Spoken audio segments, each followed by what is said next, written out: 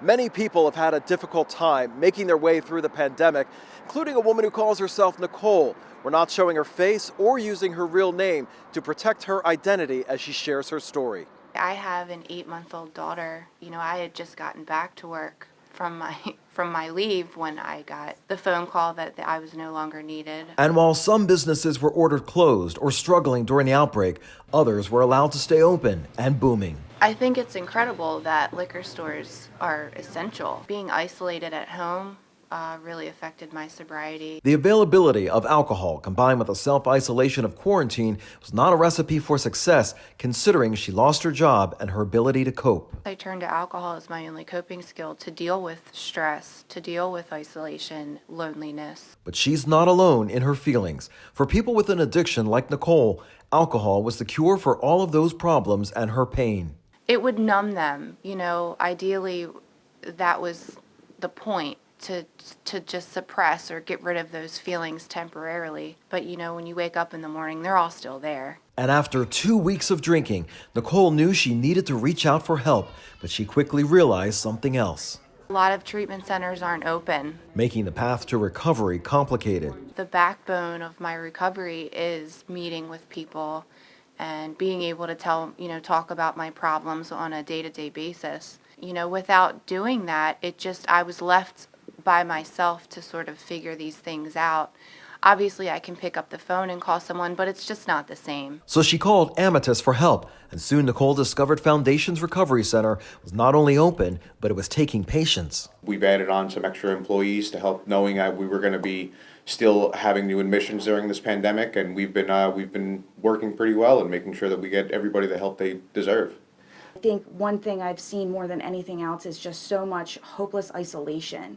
They can't go to the rooms of our Alcoholics Anonymous or Narcotics Anonymous to seek help. They don't know who to turn to and who to ask for help. Foundation's Recovery Center Executive Director Christina Wilson wants people to know other options still are available. The contact center at Amethyst is great because they can just call and they can just ask questions and they can do pre-assessments to see, and we'll find what works best for them. Amethyst Admissions Coordinator Chris Farrell has seen the call volume soar from the number of people seeking help with an alcohol problem during the outbreak. I did not think that it was going to be that intense at first, but seeing them how liquor stores are being considered essential businesses, knowing that they can't interfere with people's drinking, definitely made it realize, okay, we need to make sure we're there to help people. An exponential increase in alcohol sales, plus a growing number of people relapsing or developing an addiction, aren't the only factors on the rise. So has the size of the staff at Amethyst. A lot of the people that work for us are in recovery as well.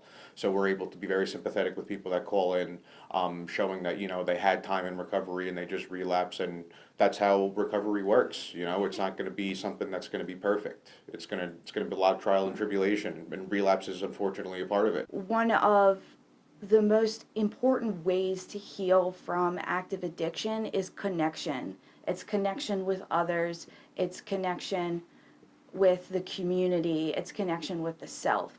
So it's very difficult to translate that energy and that connection when you're not face to face with someone. And in spite of the pandemic, Chris Farrell says they're still making themselves available for people needing help. Given that this pandemic wasn't going on, after they would complete treatment, they would be able to go and attend AA meetings where they would be able to find other people going through similar situations that they themselves are going through and are able to talk about it in a public setting, so they know that they're not alone. Here at Foundations, we assign each individual to a primary therapist. We also have a medical team. We run group therapies, individual therapies. I try to bring different types of healing. We can do yoga, health and fitness, nutrition, meditation, just different things. It doesn't always look exactly the same for each person. And for those who recognize they have a problem, the next step is to reach out for help.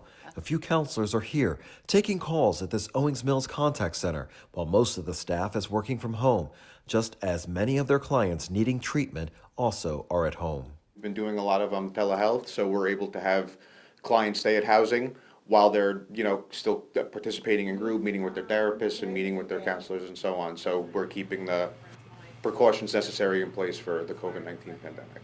Since her time at Foundations, Nicole has learned to reach out to people for help, being mindful of her situation, pausing before reacting, and taking note of her issues.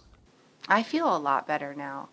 Not only did I get to connect with people in treatment, but I got a lot of information of how to deal with my issues, outside of here. In Baltimore County, Mark Roper, WMAR 2 News.